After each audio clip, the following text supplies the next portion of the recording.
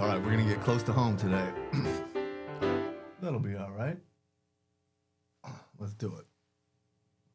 Hopefully the batteries stay with us. We are going to talk about the Whitefish Bay High School video that's out there. I think we posted it some months back here. That is my home school district here, so we're hitting a little close to home here. I got to put that out there. But we're going to just get straight to the video. Then we'll talk about it and we'll watch the video again here. So what is it titled? It's Whitefish Bay High School principal talking to the police about black students. All right, so let's see what we can do here. And this is Principal AMY LEVEK in the high school, I think it's homecoming day or something like that. And the arms of the gentleman there is a police officer of the village of Whitefish Bay. And then, what is his address? Do they live in Whitefish Bay? They do. They live at North Shoreline. Oh, yeah, sure, that's right. All right. And his mom is. Yes. I know that is. I mean, all these families just get. There's a couple families that just continue. There's another group down there, like two girls. Yes, that's his cousin's. His cousin. Oh. And she's always into it. Yes. Yes, Well, that's this what I all mean. this all comes together. I think we're as tired of it as you guys are. Yeah. You know, it's. All right, there it is. So let's talk a little. We got a couple of things of background to get to, and then we'll get back to those facts. What is Whitefish Bay? Whitefish Bay is primarily a mid-management, like in that sort of that class. This is we're trying to explain this to an international audience here. Healthcare professionals, some doctors,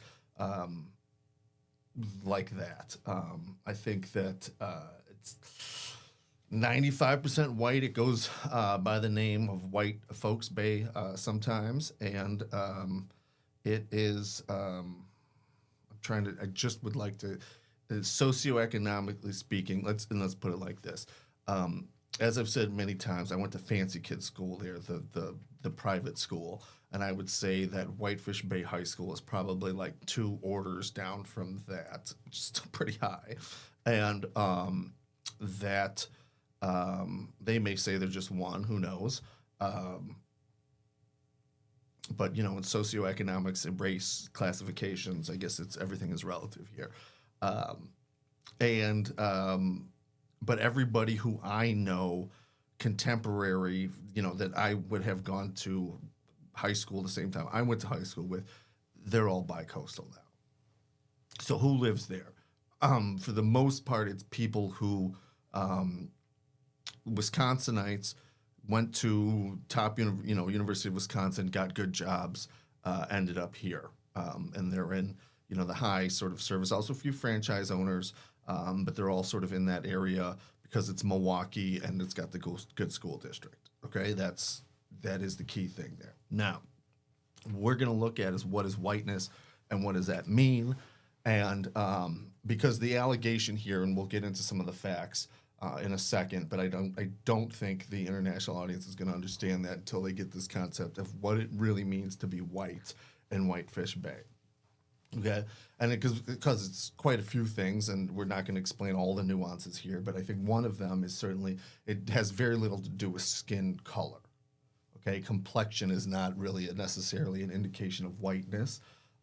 Certainly, there are people who rank high above me in terms of whiteness that are almost brown in color, and certainly much, much darker than, some black people. How that can happen, I don't know.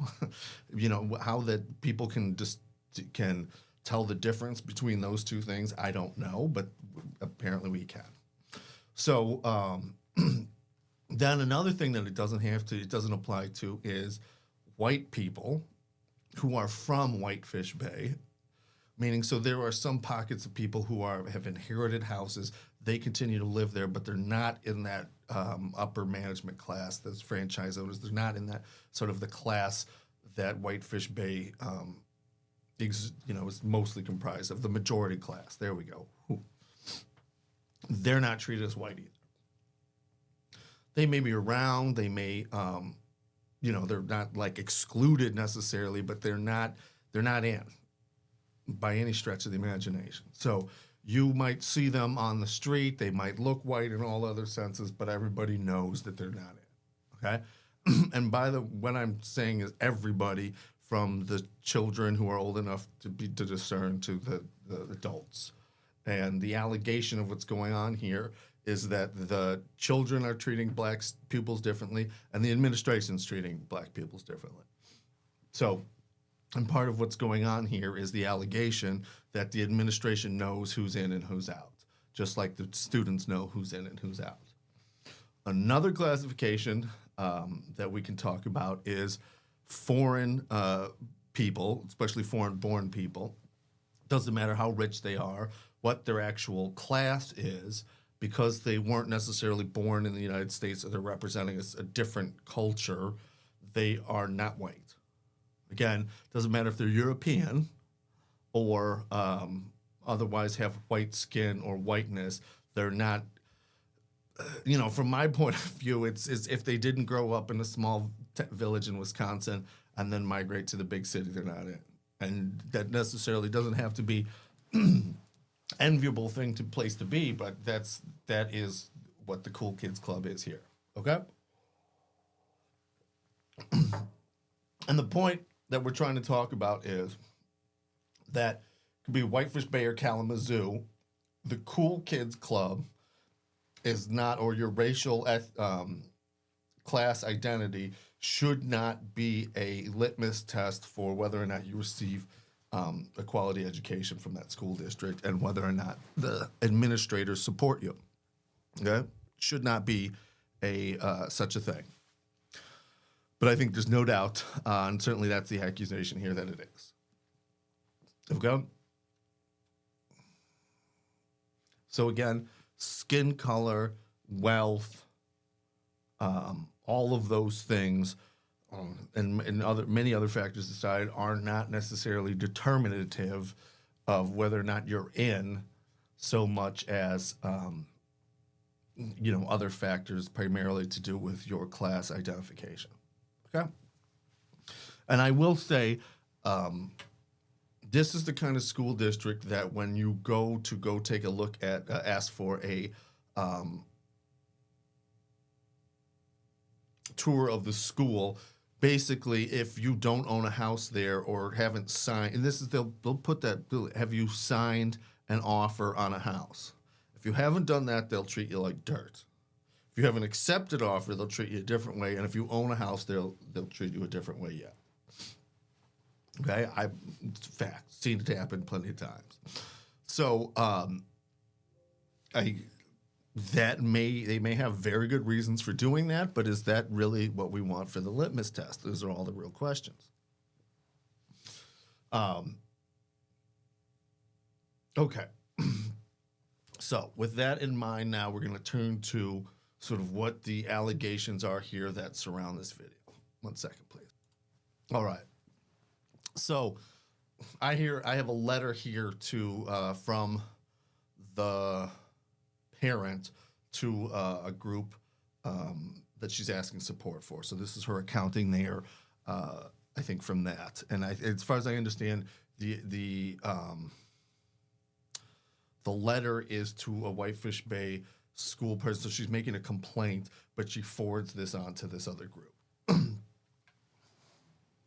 So we're clear. We're not going to identify any pupils because it's just not cool. And beyond that, we're going to focus in on the behavior of adults because I think that's what legally matters here, and that's certainly what I care about. As far as I know, at something around homecoming, something around that, we're in some kind of official capacity, there is some march or some activity of students are progressing in some fashion. And one pupil A and I think pupil B and C are interacting in some way, and it doesn't go well. There is some question is if there's some question about, is there racial back and forth in nature or whatever. There's some question about whether one child touches the other child. There's also some question about whether or not one, and this is the only thing that's really important, one child says something along the lines of, I'm going to have my mother handle you, or in the other one says that I'm going to have my mother do something, pretty negative towards you. Okay, and I think there's some sort of threat implied in that. And this statement as it may have been perceived, and the statement, I think as it was claimed to have been said, was more of a back off their statement. Like I'm going to tell my mom on you, which seems like a perfectly fair thing to do if you are a not white kid in Whitefish Bay, because you're going to probably need an extra oomph.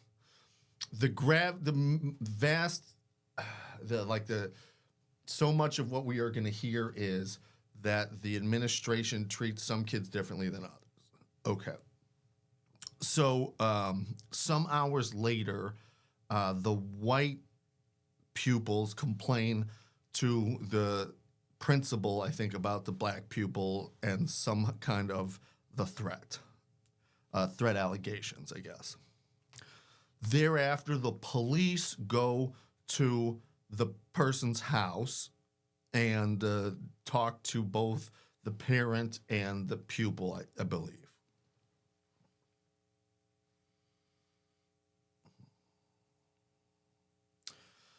Maybe the pupil possibly wasn't there, but the message was that the pupil from the school was not allowed to attend the further homecoming activities. Okay, now it's not clear to me that at this point there's just an allegation from one child to another, but they had the police go to that pupil's house and inform his parents that he was not allowed to. That in and of itself is extremely suspect. Why would the police have to be involved? Why would the police be going to the person's house? And why would the school just not call the parents up? That doesn't make very much sense to me. At that point, the parents tell the police that their child was assaulted, and the police say that they don't know anything about that. So I don't think they actually investigate the assault at that point at all. I don't think there's any allegation at all or any information that they investigate the assault at all.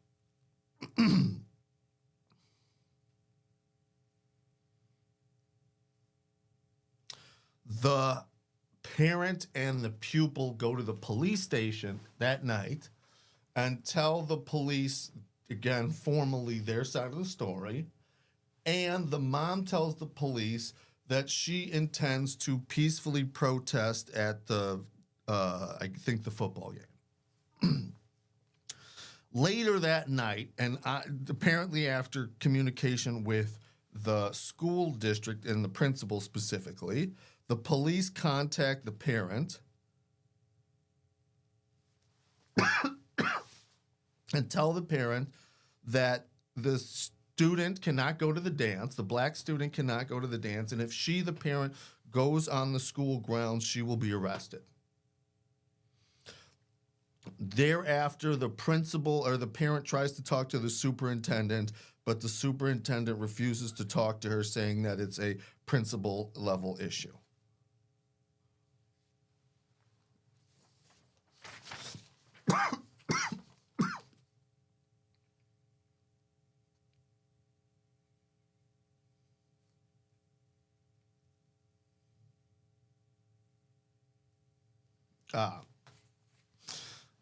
Thereafter, some facts come out where the white pupils apparently admit to pushing the black pupil but then is some investigation yet and action yet that is never clear that anything happens with that. And so just to compare and contrast again, with the black pupil is immediately banned from events, and the white pupil gets some semblance of due process. That, I think, is the nature of that allegation there. Okay. So, with that in mind, the school district had a regular meeting in which they were going to meet with the parent and the parent's attorney to discuss this subject. That's Elizabeth Thompson of the Wisconsin Education and Law Policy Hub, Wisconsin ELF. Okay, she's a fantastic school attorney, and and let's put it like this, more than what I'm usually looking at this from an employment perspective, she's looking at it usually from a parent-pupil perspective. I think that's a good way to sort of explain the two different lenses here. Okay. Now, before anything else, I want to say the thing that makes me so angry here, so just down to my feet and up to the top of my forehead, because we're in education talking about here, that the the police department would threaten somebody with arrest after they said that they were going to go peacefully protest, apparently, and after talking with the school district. That's a really big problem. That's a really big problem. And the person who directed that has some significant, I would be extremely concerned that person genuinely understood what it meant to follow the Constitution, enforce the laws equally, and care for all of our pupils equally. You know, in other words, to do their job. Those facts, if true, would almost 100% disqualify that administrator from employment in a district that I'd supervised. Just the peaceful protest and being threatened with arrest, I think, is shocking to my conscience, is the way I'll put it. Okay, I have to move along, so I'll do that. We're at this school board meeting, and the parents are up there. The public is up there, and this is comprised mostly of two groups: former non-white pupils of the district or people connected with the district, and completely white pro-diversity parents group. Yours truly, possibly an attorney or two. Okay. Undercover attorneys, the best kind. So we are there, and we are given 2 minutes to speak, which to me is mind-bogglingly silly, and just for the purpose of lecturing and hectoring and limiting, for no other reason than that. So, you've all heard this kind of speech before, but made usually by school board presidents, and to telling everybody that threats and intimidation and so forth will not be tolerated, and that everybody has to behave and so forth. And the only person really who you see acting badly is the school board president, which is kind of shocking. This is the bigger general thing. I feel like that was going on here. By the way, who is the school board president? That's Ann Kearney. Interesting fact, she was absolutely one of my favorite law school professors, if not my favorite one, and happens to be my neighbor. God, it's a small town, wouldn't you say? I know her to be one of the nicest, most caring people that I have ever met, but yet she was rude to the point of shocking me. I guess I'm I'm a sensitive plant. because she was just shouting at people who were public speaking and, cutting people off and going so forth. And, the concept of what 2 minutes was fairly elastic as far as I was concerned. But to have your public hostility be palpable towards people who are expressing democratic criticism, which is part of your job to take that feedback and act on it, it's shocking. And to limit the Bay Bridge, the way that they treated their fellow, class, these were the group that's pro-diversity is as white as can be. The school board is as white as can be. So those factors cancel each other out. And to see them both being on even playing fields and being so hostile towards each other was really shocking to me, and not how I want my school board to handle itself. And I'll tell you why. Thanks for asking. Simply this. That doesn't indicate to me that those adults are putting pupils first.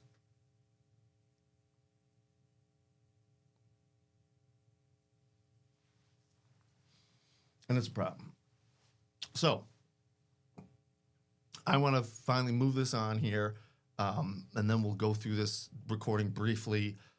Thank goodness it's only 45 minutes. There is one story of, I believe, a former pupil, maybe a former parent, I don't know. She reports going to the school to pick somebody up, somehow interacting with somebody. And you know how those doors are. Sometimes they're locked, sometimes they're open. Sometimes some of them are open, sometimes some of them are locked. It's especially for somebody who's not used to the system, it's hard to know. She reported coming up to a door and seeing an administrator, saying hi to the administrator clearly seeing her, and closing the door and locking it. I'm gonna say that again. Closing the door and locking it in her face. Okay? Let's just imagine for a second that it was the appropriate thing to do to not allow her to have access to the school. Possibly. Is it the, we'll say, human thing to do to close a door and lock it in somebody's face without explanation? It's not. We all know that. And the point and the distinction that I need to make here is this is one adult to another adult. Okay? It's worse when it's to pupils. But it's indicative of the fact that there is a, they know they can get away with that. Okay? And more than that, they know it's policy. Because it's such an anti-human action that you would think that most human beings wouldn't want to do that. So there must be a workplace culture that's pushing them towards such an action like that. Because otherwise, the school district's hiring some people that are mean. And that's problematic as well. So I want everybody to keep in mind on that thing, because we all know that if that had happened to me, that I would be, let's put it another way, that administrator would know that I would be there complaining to the superintendent within moments and certainly writing some emails. And, very importantly, that superintendent would act. Whereas that administrator knows that if you do that to a black adult, that even if that black adult goes to their supervisor, consequences are going to be slim, if any. That's why somebody couldn't do something like that. I guess I should say that's how somebody could do something like that. Okay? Now, my time to speak, I'll keep it brief, 2 minutes. Again, I can't, it's kind of straight-jacketing me in. The first time I recorded this video, I did have quite a good moment here trying to explain to everybody why I thought it was an extra limitation to hem somebody as verbose as me into 2 minutes, as opposed to, regular people.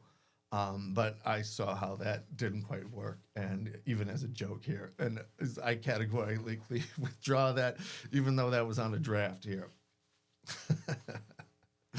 The point is that 2 minutes you can't synthesize. You can barely emote. It's the rhetorical skills are they're a bit rushed. So, I had 2 stories to tell. It was hard for me to synthesize them. I had a niece who was my guardian. She has the same last name as me. She's whiter than I am. She is wealthier than I am. Okay? Everybody, all other characteristics, again, she would be white, except for the fact that she was born in another country. Okay. Now, why would all the other children know that? Why would all the administrators know that? That's a good question. Okay? But there came a time, they all treated her differently. There came a time when I was called to the school to discuss the fact that she was tardy. And there's no question that I was wearing my defense attorney hat. And there's no question that I probably, in that context, raised the issue that English was her second language. Okay? All that being said, this administrator came and explained to us that there are many different cultures in the world. One of them is Germanic, for example, and there are others. But in the Germanic culture, and that's something that we prioritize in Whitefish Bay, is what I recall them saying, being on time is important. Okay? Maybe in other cultures it's not. And, the message there was you can go ahead and be late in your own country, but when you come here, you got to be on time. Okay? We got out of there, and I told her that was racist garbage. This is what I'm telling the school board members. And, they got the message. My time was getting limited there. We could tell that my 2 minutes was getting shorter than other 2 minutes. Okay. I regret that. This is me talking in real time here. I regret the fact that I did not speak out more and say right there and then this was to that administrator that was racist garbage. I really regret that. That, in fact, instead what I did was I told my person that I had guardianship over that it's okay if someone says racist garbage like that and it gets you through a meeting, just get yourself through that meeting. I regret that.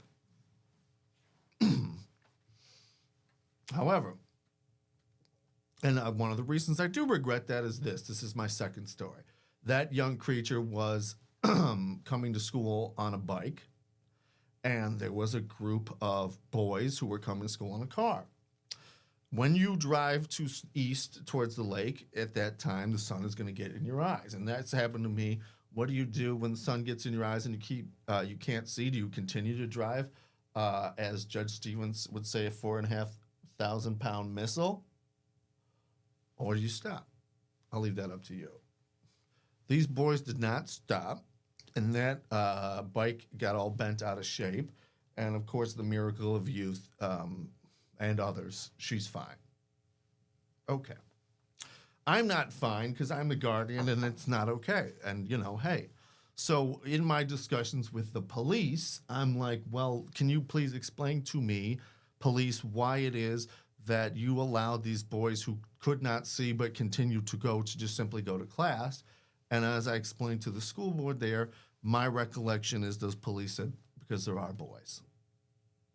Again, they said it's because there are boys, meaning, just to translate, because they're white. And, what was she, chopped liver, for example? I was finally, though, before my 2 minutes was up, to draw the parallel, the through line, to at least summarize this. These are all stories of adults in the pay of the Whitefish Bay Village who are discriminating against people who are in their care. And it's problematic, and it needs to stop. That, I guarantee you, is the words that I said to them. Okay.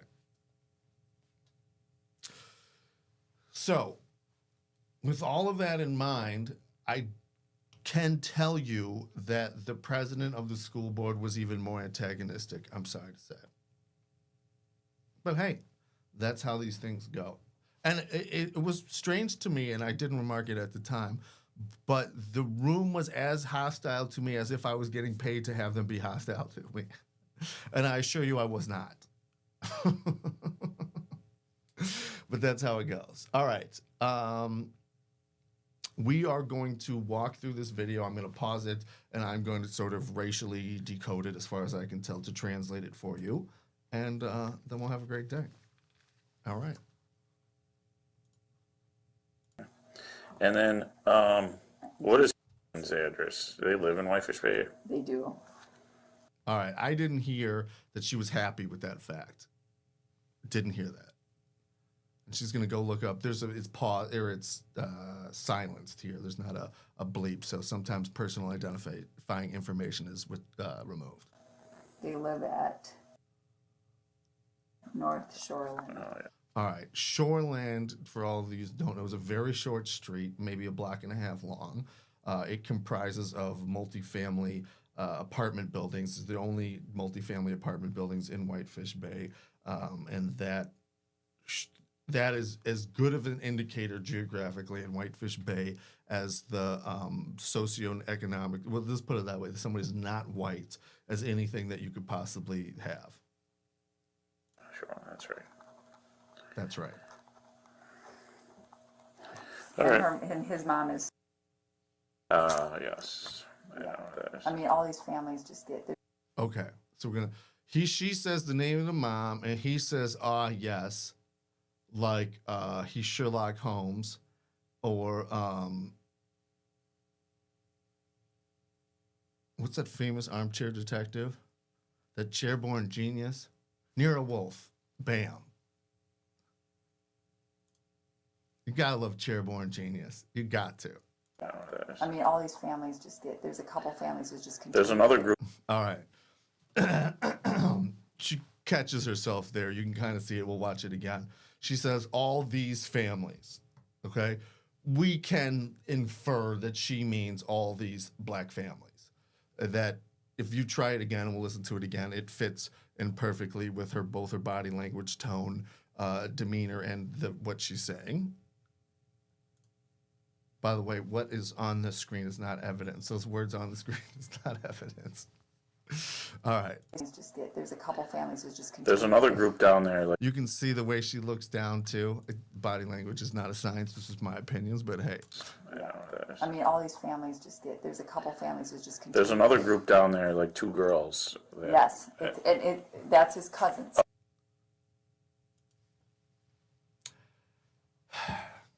Just so you know, that is a stereotype that all black people are related.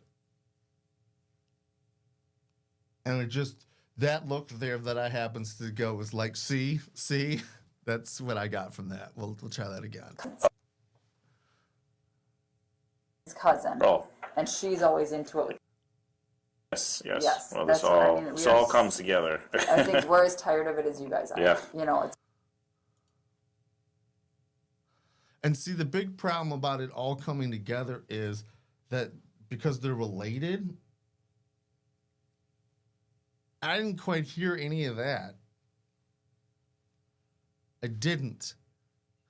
I got the kind of stereotyping I got was because they're related, they're also not white. And because they're not white, we can expect a certain kind of behavior. And then they're not happy about this kind of behavior. Well, this That's what I all, mean. this all comes together. I think we're as tired of it as you guys are. Yeah. You know, it's that's his cousins. All right, one more time. They live in Whitefish Bay. They do. All the way, by the way, did you see that question coming up first amendment? Do they live in Whitefish Bay? That goes back to they have a signed offer? Because we don't naturally assume that if a black person is in Whitefish Bay, we assume that they are guests. They live at North Shoreland. Oh, yeah, sure. That's right. All right. And his mom is. Yes. You can see her adding that I too. mean, I all didn't these notice that families just before. get, there's a couple families that just continue. There's another group down there, like two girls. In my mind, if I am the person watching this video, it's that face right there, and I'm questioning whether or not this person deserves discipline. that face that she gives right there, and the whole interaction with the mom, and it's all these families, a couple of families. It's that face right there that puts me on the yes, discipline is the right move. I mean, all these families just get. There's a couple families who just continue. There's another group down there, like 2 girls. Yes, And that, with the mouth, that's his cousin. she's invested in this concept. His cousin. Oh. And she's always into it. Yes. Yes, Well, that's this what I all mean. this all comes together. I think we're as tired of it as you guys are. Yeah. You know, it's. Yeah. Well, it's problematic. That's the best that can be said here. Yeah. I'm going to underscore this one last time. All the students, all the pupils in Whitefish Bay deserve all the love, all the respect, all the care, all the education. Not only that the law requires, but that all of the children in Whitefish Bay deserve. And that any employee of the village of Whitefish Bay who is discriminating on the basis of race or any other illegal category should expect to no longer be working at Whitefish Bay. And if you put that kind of culture in, we're going to be a lot better off. But if the culture continues to be cover up and allow discrimination, then you're going to continue to have these kind of problems. And I do not think that the public is going to tolerate that. And I do think that the Whitefish Bay School Board is getting this message. But we'll see what happens. Stick with us. We'll keep you informed.